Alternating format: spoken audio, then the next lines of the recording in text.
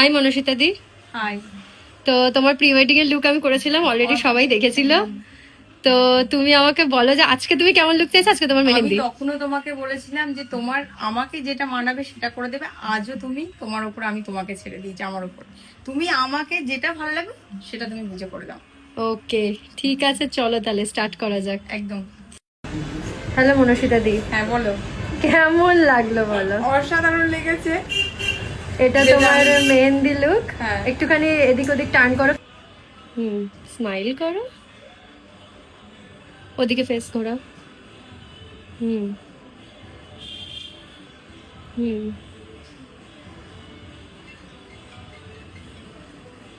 কথা বলো, কেমন লাগলো বলো। খুব ভালো লেগেছে, খুব ভালো।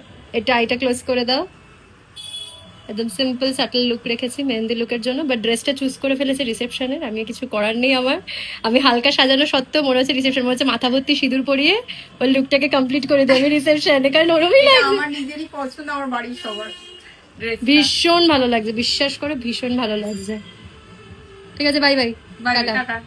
আবার দেখা হচ্ছে বিয়েতে। একদম।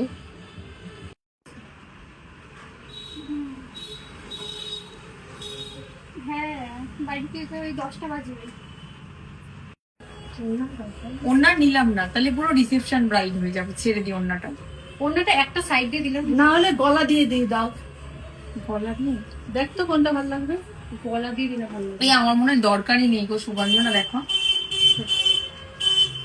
না না, যদি আনকমফোর্টেবল আমার আনকমফোর্টেবল লাগে না, আমার এইসব